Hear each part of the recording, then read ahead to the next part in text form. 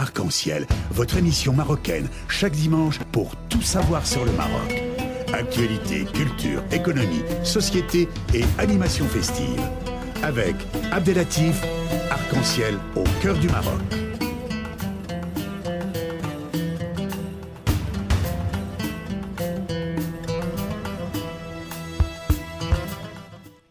Bonjour à toutes et bonjour à tous et bienvenue dans l'émission hebdomadaire Arc-en-Ciel sur Radio Pluriel.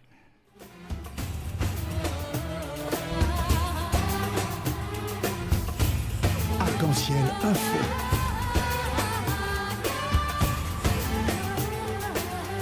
Arc-en-Ciel Animation festive. Arc-en-Ciel, le direct autrement, et nous continuons notre programme dédié à l'islam de et en France durant encore quelques mois pour que la vérité soit bien vue et bien connue par tout le monde. Arc-en-Ciel au cœur du Maroc. Nous sommes en direct avec Monsieur Hakim Al-Karoui. Bonjour, Monsieur Hakim Karoui. Bonjour à vous. Bonjour et bienvenue dans l'émission Arc-en-Ciel sur Radio Pluriel. Nous sommes heureux de vous recevoir parmi nous dans cette émission qui est dédiée à faire un éclairage sur l'islam de France. Al-Karoui, normalien, agrégé de géographie, il a enseigné à l'université Lyon 2 avant de rejoindre le cabinet du Premier ministre en 2002. Après un passage à Bercy, il rejoint en 2006 la banque Rothschild. En 2011, il rejoint le cabinet du conseil en stratégie Roland Berger et où il est co-responsable de l'Afrique et du conseil au gouvernement français. En 2016, il fonde sa propre société de conseil stratégique Valencia et il est aussi essayiste et entrepreneur social. Il a créé le club du 21e siècle et les Young Mediterranean Leaders. Et ma première question, vous êtes l'auteur du rapport de l'Institut Montaigne et l'IFOP sur l'islam de France. Pouvez-vous nous dire davantage sur la substance et les conclusions de ce rapport? Alors, la substance est simple. Il s'agissait de savoir qui étaient les musulmans. Qu'est-ce qu'ils pensaient, qu'est-ce qu'ils croyaient. Parce que jusqu'à présent, en général, les gens parlent beaucoup des musulmans, mais ils ne savent pas forcément de quoi ils parlent. Donc, on a essayé de créer du savoir objectif, quantitatif, en faisant une grande enquête. On a interrogé 15 000 personnes en France, en métropole, de plus de 15 ans, pour pouvoir trouver 1000 musulmans choisis au hasard, mais suivant une méthode des quotas représentatifs. Et à partir de cet échantillon-là, on a réussi à classer, suivant différents types de comportements et de croyances, les musulmans. D'accord. Et les conclusions, La conclusion est assez paradoxale. En fait, on voit qu'il y a une bonne moitié d'entre eux, mais pas plus que ça, qui est clairement dans une dynamique à la fois d'intégration aux valeurs républicaines et puis de normalisation du comportement, c'est-à-dire qu'ils sont musulmans comme on peut être catholique ou protestant ou juif. On voit qu'il y a un petit 20% qui, eux, sont dans des attitudes assez ambivalentes. Et ce qu'on a vu et ce qui nous a aussi beaucoup inquiété, c'est qu'il y a de l'autre côté du spectre un quart d'entre eux et la moitié des jeunes de moins de 25 ans qui, eux, sont clairement attirés par le fondamentalisme religieux. Justement. Donc une situation très contrastée. Et selon vous, l'origine de cette situation est due à quoi? À la complexité de ce dossier de l'immigration qui est récente quand même sur le plan musulman ou autre? Je ne crois pas que ce soit vraiment une question d'immigration parce que, en fait, la plupart des musulmans aujourd'hui ils sont français et ils sont français depuis un bout de temps. Les 3/4 des musulmans qui vivent en France sont français et la moitié d'entre eux sont nés en France. Je pense qu'il y a, et c'est la complexité de la question, il y a une multitude de facteurs qui ont créé cette situation. Des facteurs qui sont propres au monde musulman et notamment au monde arabe, comme la grande transformation des sociétés, et puis des facteurs qui sont propres à la société française. Il y a des problèmes sociaux, il y a des problèmes de discrimination, il y a aussi des problèmes, d'une certaine manière, une survalorisation en France des filles par rapport aux garçons, avec les garçons qui réagissent souvent très mal. et qui peuvent trouver dans le fondamentalisme religieux des réponses aux questions identitaires qu'ils se posent. Et puis, il y a ce schéma un peu global où finalement, il y a des gens qui se disent je ne suis pas complètement français, je suis plus complètement marocain, tunisien, algérien. Qui suis-je? J'ai la réponse, je suis musulman. Et je vais être musulman d'une façon simple. Je ne vais pas l'être comme l'étaient mes parents. Parce que mes parents, je trouve qu'ils ont été humiliés par la colonisation, par le travail à la chaîne, etc. Je vais être musulman d'une façon nouvelle. Et cette façon nouvelle, je la trouve sur Internet, avec des copains du quartier. Et c'est une façon qui va être assez agressive. D'où le manque de référence sur le plan religieux et culturel. Alors, la grande caractéristique, c'est l'ignorance. D'accord. Et souvent, plus on est fondamentaliste, plus on est ignorant de la religion. Et on croit ce qu'on lit ou ce qu'on voit sur Internet, ces prêcheurs souvent salafistes qui se réfèrent à des hadiths qui n'existent pas ou des hadiths qui sont très, très peu sûrs, mais des hadiths qui sont mis en valeur par les universités saoudiennes parce que ça arrange beaucoup de gens de croire à ce qui est écrit. Dans votre rapport sur l'islam en France, vous dites qu'une partie des musulmans, comme vous venez de l'évoquer, peut être considérée comme fondamentaliste. Comment en sommes nous arrivés là? S'agit-il d'un fléau qui trouve son terreau en France ou importé de l'étranger? Alors, il est clairement importé de l'étranger pour la production idéologique, c'est-à-dire qu'il n'est pas né en France, ce fondamentalisme. Il vient il y a deux grandes sources, une source égyptienne, une source saoudienne. Mais en même temps, il prospère en France. Et ce qui est très frappant quand on regarde notamment l'offre Internet, les réseaux sociaux, c'est qu'il est non seulement il prospère, mais il est ultra dominant. 90%, 95% par exemple sur Facebook, du discours qu'on peut trouver sur l'islam, ce sont des salafistes ou des islamistes pas forcément très tolérants. Donc si vous voulez, ça vient de l'extérieur, mais c'est utilisé, presque réinventé en France. Donc il a trouvé un terreau réel sur la liberté au sein d'une république, quelque part. Pour qu'il prenne de l'ampleur, parce que là, apparemment, donc, la République joue le jeu, mais d'une manière indirecte, parce que simplement, il n'est pas visé directement, il ne développe pas ce fléau, mais par contre, les atouts et les acquis de la République peuvent être un élément qui est exploité d'une manière assez importante, comme on l'a pu constater sur les moyens de communication. Tout acte terroriste est relayé par les médias occidentaux, donc il y a une propagande d'une manière indirecte par rapport aux œuvres de ces gens-là et vice-versa par rapport à ces thèses fondamentalistes. Oui, mais vous savez, il faut être prudent quand on accuse les médias, parce que imaginez que ces attentats aient eu lieu à Casa, à Alger, à Tunis, au Caire, qu'ils aient été commis par des immigrés, par exemple d'Afrique subsaharienne.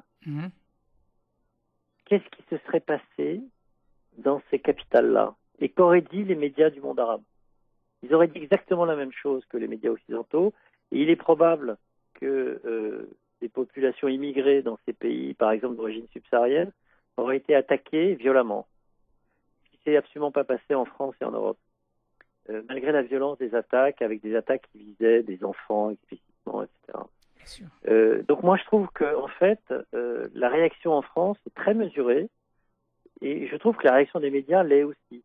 Le problème, c'est que les terroristes ont compris la force de la société médiatique et ils savent que les médias, de toute façon, vont donner un écho, une ampleur considérable à leurs agissements barbares. Justement, c'est là la question. Donc, l'objectif de ma question, c'est ce sens-là. Leur intelligence, donc, elle est assez puissante. Ils exploitent cette image de communication qui se trouve sur en France pour relayer leurs actions. Et parfois, on voit des films montés, comme on a pu voir sur l'histoire d'égorger un grand nombre au bord de la mer. Tout ça, c'est des montages qui ont trouvé de l'écoute par rapport aux médias. Et malheureusement, donc, eux, ils progressent là-dessus. Oui, mais je vous dis, c'est pas... Les médias en Occident, ils sont comme ça. Donc, ils ne sont pas comme ça que sur le terrorisme et sur l'islam. Ils sont comme ça sur tous les sujets. Donc, on ne les changera pas. Justement. Donc, est-ce qu'il y a possibilité d'adapter ce moyen de communication par rapport à l'actualité? Parce que ça pose un problème aussi. Non, Ah, ça je vous dis, ah, ça changera pas. ça ne changera pas. Parfait. Non, ça changera pas.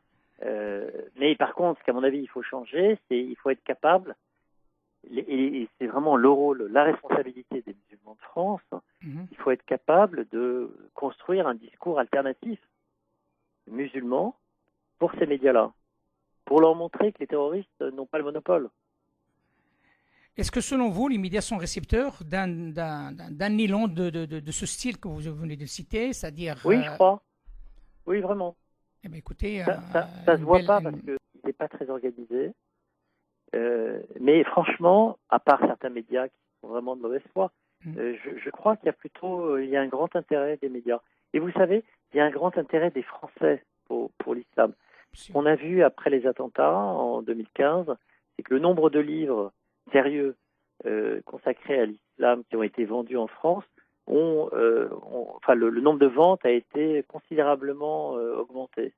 Pourquoi? Parce que les gens avaient envie de s'informer, de se documenter. Donc, il y a un vrai intérêt, un vrai appétit. Moi, je crois vraiment que c'est la responsabilité des Français de confession musulmane de créer ces contenus pour les médias, pour les Français, mais aussi pour les musulmans. Parce que vous savez, bien souvent, les musulmans connaissent très mal leur religion. Bien sûr. C'est le cas malheureusement. Donc, moi, la question qui se pose, M. El Karoui, devant cette image chaotique de l'image de l'islam en France, selon vous, et vous êtes un fin connaisseur de ce dossier, selon vous, quelle part de responsabilité de ces organisations dites représentatives de l'islam de France? Vous savez, elles sont assez nombreux et multiples. Et comme il a dit M. Goudard la dernière fois, il y a quelques-uns qui sont encore dans le pouvoir, ça fait une quinzaine d'années. Donc, ça pose un réel problème. Mais aussi, quelle part de responsabilité de ces pays d'origine dans la gestion de ce dossier ici en France, dans un cadre républicain? Écoutez, moi, je suis vraiment d'accord avec vous. Enfin, ce que sous-entend la question, je pense que les organisations soi-disant représentatives, d'abord, ne sont pas représentatives. Notamment le Conseil français du culte musulman. On a interrogé les musulmans de France.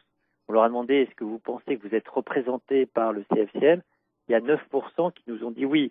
Alors 9%, c'est vraiment très, très, très peu.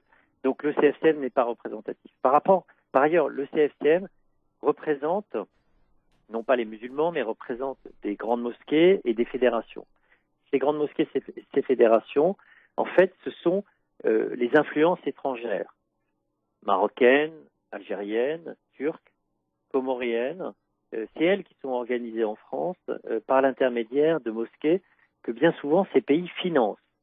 Et ce sont ces organisations qui se retrouvent dans le CFCM. Du coup, le CFCM, c'est quoi? C'est pas une organisation qui représente les intérêts des musulmans de France.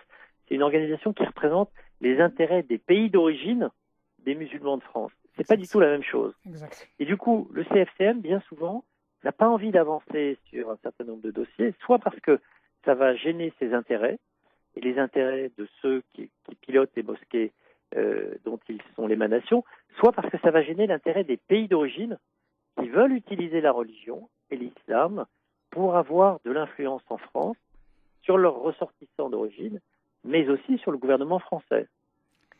Et donc, moi, je crois, et c'est très important, qu'il faut rompre avec cette organisation-là. Il faut utiliser le CFCM pour ce qu'il est, c'est-à-dire une organisation représentative des grandes mosquées, mais il faut donner les commandes de l'islam de France à des Français de confession musulmane, qui seront, pour beaucoup d'entre eux, probablement originaires d'un des pays que je viens de citer, mais qui n'auront pas de lien d'allégeance avec ces pays-là, qui seront indépendants et qui voudront construire l'intérêt général des Français et des étrangers vivant en France de confession musulmane. Et selon vous, c'est une question politique? Évidemment que c'est une question politique. Vous avez vu le premier déplacement du nouveau président de la République au Maghreb. Il a été voir le roi du Maroc. Le roi du Maroc, très probablement, lui a dit qu'il faisait beaucoup pour un islam tempéré en France. Moi, je pense que le roi du Maroc fait beaucoup pour un islam tempéré au Maroc. Et je crois, malheureusement, que la solution ne viendra pas du Maroc. Et d'ailleurs, ni du Maroc, ni d'Algérie, ni de Turquie, ni de Tunisie ou des Comores. La solution viendra de France.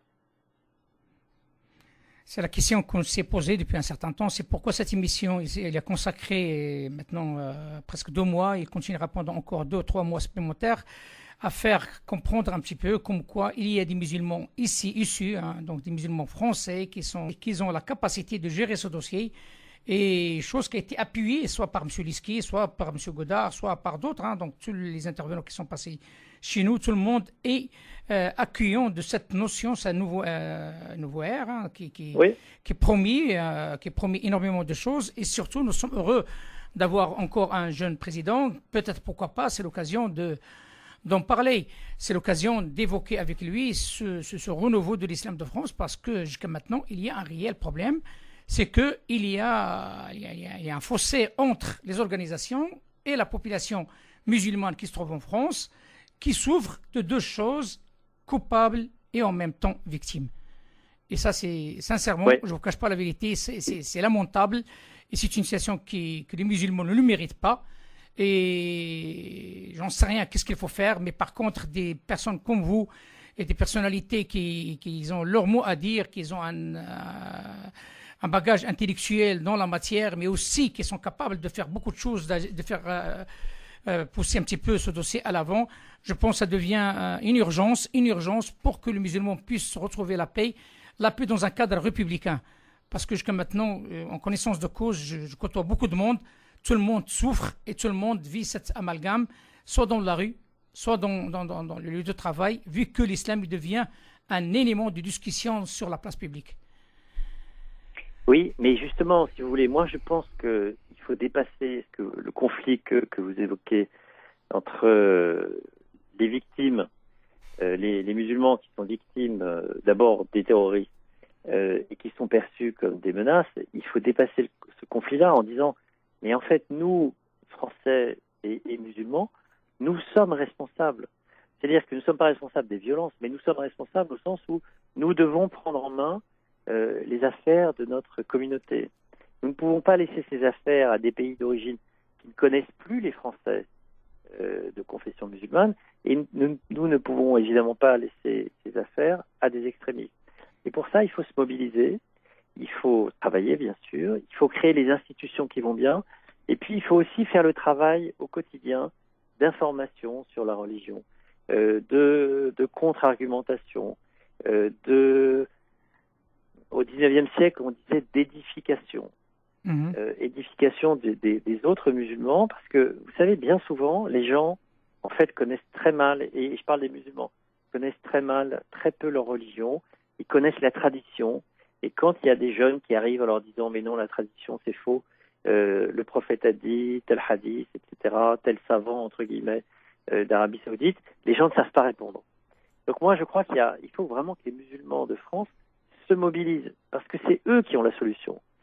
Et dire seulement « nous sommes des victimes », ça ne suffit plus. Il faut qu'ils montrent que d'abord, il y a des nouvelles générations, qu'ils sont eux-mêmes sachants, qu'ils ont travaillé et qu'ils sont prêts et qu'ils ont envie de se mobiliser. Concrètement, qu'est-ce qu'il faut faire selon vous? Alors concrètement, il y a 2 choses à faire à court terme. D'abord, il y a une organisation nationale qui pourrait être aussi des organisations régionales, une organisation cultuelle qui est en discussion parallèlement à la Fondation pour l'Islam de France que préside Jean-Pierre Chevènement. Aujourd'hui, cette organisation, elle a été kidnappée par le CFCM, qui ne veut pas qu'elle existe. Parce que cette organisation pourrait créer des flux financiers transparents, efficaces et mis au service de la communauté musulmane. Vous savez qu'il y a beaucoup d'argent qui circule sur l'islam, avec les consommations islamiques, avec les dons, avec le pèlerinage. Où va cet argent? Personne ne le sait. On sait qu'il va dans les intérêts, qu'il va soutenir les intérêts de l'islam de l'étranger. On sait aussi qu'il va soutenir les intérêts d'individus. Aucune mosquée, ou presque, ne publie ses comptes. Aucune mosquée ne dit qu'elle fait des dons qu'elle reçoit. Les acteurs de la filière du halal ne disent rien sur l'emploi des fonds. Donc le but de cette association cultuelle nationale, c'est faire la transparence et c'est mettre l'argent des musulmans au service des musulmans et pas au service d'intérêts privés. Et là, il y a beaucoup de choses à faire, c'est un petit peu technique, mais il y a beaucoup de choses à faire et il y a des gens tout à fait dans cette nouvelle génération qui doivent se mobiliser parce que pour réussir, il faut avoir des compétences qui viennent du secteur privé, de la gestion de l'entreprise, etc. Et puis, je crois qu'il y a un grand travail à faire sur le terrain pour justement donner à voir une autre interprétation de l'islam que celle des fondamentalistes. Aujourd'hui, les fondamentalistes, quels qu'ils soient, sont tout seuls. Ce sont les seuls à parler de la religion. Donc il faut absolument pouvoir donner d'autres interprétations en argumentant pied à pied, sachant qu'il y a beaucoup de gens très savants qui travaillent sur la religion. Malheureusement, ils ne sont pas du tout entendus. Donc vous voyez, il y a un travail d'organisation par le haut, et puis il y a un travail sur le terrain de conviction, un peu comme dans une campagne électorale. D'accord. Et ça, c'est jouable d'ici peu, d'après vous, ou bien c'est... Oui, c'est jouable. Si vous voulez, il faut le faire, c'est tout. D'accord. Et tout existe. Bien entendu. Ma quatrième question, si vous le permettez, parce qu'il me reste 2 autres questions supplémentaires. Vous êtes d'origine tunisienne par votre père et française par la maman. Vous êtes issu d'une famille qui compte de nombreuses personnalités. Votre père, venu en France en 1958, est professeur d'anthropologie juridique sur l'islam à la Sorbonne. Votre mère, Nicole El Karawi, née à Chorz, fut professeur des mathématiques financières à l'école polytechnique. Et votre oncle, M. Hamid El Karawi, a été Premier ministre de la République tunisienne de 1989 à 1999. Et un autre de vos oncles, Ahmed Ben Salah, était ministre sous la présidence de Habib Bourguiba, premier président de la République tunisienne. Vous avez grandi dans une famille, dans un entourage intellectuel, mais aussi politique. Selon vous, nous constatons qu'il y a une implication importante dans ce dossier de l'islam de France, des pays comme le Maroc, l'Algérie, la Turquie, voire l'Égypte, mais très rarement celle de la Tunisie. Selon vous, pourquoi ? Pour une raison très simple, qui est une raison politique. Les différents présidents tunisiens, que ce soit Habib Bourguiba ou Ben Ali, ou même après, mais n'ont jamais utilisé l'islam pour contrôler leurs ressortissants. Ce qu'ils faisaient, c'est qu'ils contrôlaient leurs islamistes. Ils avaient des islamistes réfugiés en France, ils les contrôlaient via leur service de sécurité en coopération avec la police française, mais ils ne contrôlaient pas l'ensemble des Tunisiens de France par l'intermédiaire de l'islam. Ce que l'Algérie, le Maroc, la Turquie, eux, essayent de faire. Donc c'est une différence stratégique qui a des grandes conséquences, c'est que les Tunisiens ne sont absolument pas dans les organisations représentatives de l'islam. Si j'ai bien compris un petit peu votre raisonnement, chose qui a été dite la semaine dernière par M. Roland Lafitte, on est dans un cadre d'un islam policier quelque part. Pour l'Algérie, le Maroc et la Turquie, oui, totalement policier, oui. Pas seulement, mais notamment. Vous dites, ça c'est quelque chose qui m'a interpellé sincèrement, donc je l'ai lu sur l'Institut Montaigne, c'est parce que la méfiance, l'ignorance et l'hostilité croissante d'une partie de la population menaçant notre cohésion sociale qu'il est indispensable que les musulmans de France mènent une bataille de la connaissance afin de lutter contre les idées reçues et contre le fondamentalisme. Cela nécessite bien entendu un programme éducatif d'envergure. Ma question, qui peut le définir et qui peut le porter face à sa complexité ? Je crois que c'est vraiment la société civile. Il ne faut vraiment rien attendre des organisations soi-disant représentatives. Et je pense que c'est la société civile, avec des initiatives locales, dans les villes, dans les mosquées, avec les associations. Et en même temps, c'est un combat qui doit être mené avec l'école, avec l'éducation nationale, pour qu'on connaisse mieux l'islam, pour qu'elle soit mieux intégrée dans les programmes scolaires, et pour que les gens aussi n'aient pas peur. N'aient pas peur de s'opposer aux idées reçues, alors soit de ceux qui détestent l'islam, soit des islamistes eux-mêmes qui veulent imposer leur vision. Et selon vous, il n'y aura pas un conflit avec la laïcité, cette histoire de... Non, je vous dis, il y a 2 choses à faire. Pour ce qui est de l'histoire, il faut utiliser l'école. Pour ce qui est de la religion, il faut utiliser les musulmans. Mais le problème, c'est que les musulmans, souvent, les musulmans les plus intégrés se détournent de l'organisation de la religion. Ils disent que c'est une affaire privée, comme en France, la religion c'est une affaire privée, et donc on s'en occupe pas. Moi, ce que je veux dire et faire, c'est montrer que l'islam aujourd'hui, ce n'est pas seulement une affaire privée, c'est devenu une affaire publique parce que c'est un problème politique. Exactement. Et donc il faut que tout le monde se mobilise parce que ça concerne d'abord le présent, ça concerne aussi l'avenir, c'est l'image de nos enfants à tous. C'est très compliqué aujourd'hui de dire qu'on est musulman, on fait peur à tout le monde, etc. Et face à ça, je crois qu'on ne peut pas rester les bras croisés. Donc moi, à mon petit niveau, j'essaye de faire savoir, de faire prendre conscience des problèmes, des difficultés. J'essaye aussi de discuter avec des personnalités politiques pour les convaincre qu'il y a des choses à faire. Mais je crois qu'il faut vraiment que tout le monde se mobilise. C'est ça qui est très important.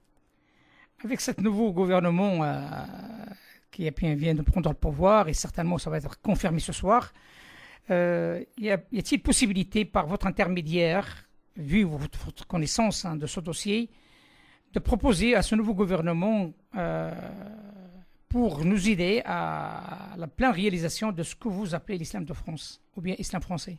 Oui, bien sûr. Moi, vous savez, moi et d'autres, ce gouvernement est ouvert parce qu'il est assez neuf. Et pour moi, la principale difficulté, c'est de lui faire comprendre que ça le concerne, mais qu'il ne doit pas non plus être trop présent. Parce que bien souvent, les ministres de l'Intérieur s'emparent du sujet de l'islam et puis ils veulent tout organiser.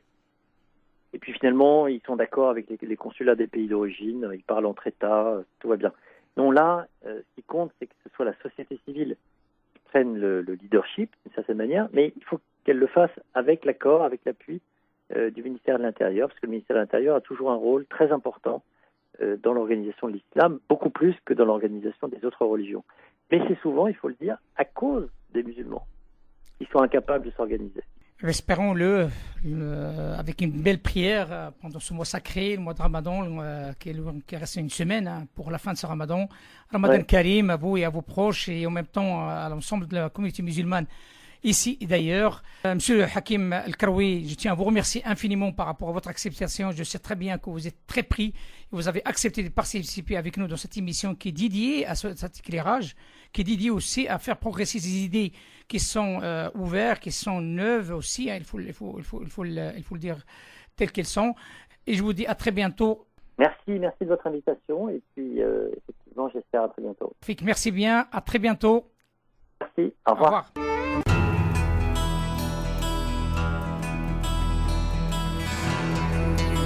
Arc-en-ciel.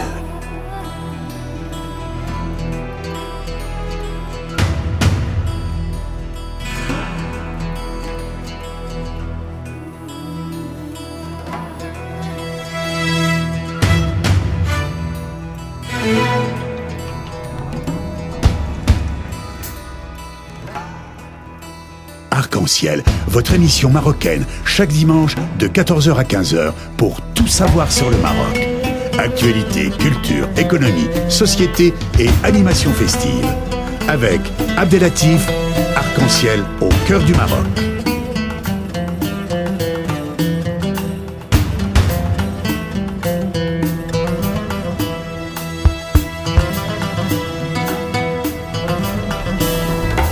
Arc-en-ciel, la chronique.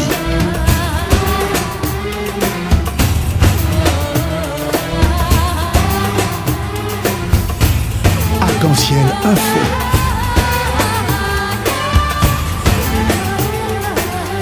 Arc-en-ciel animation festive.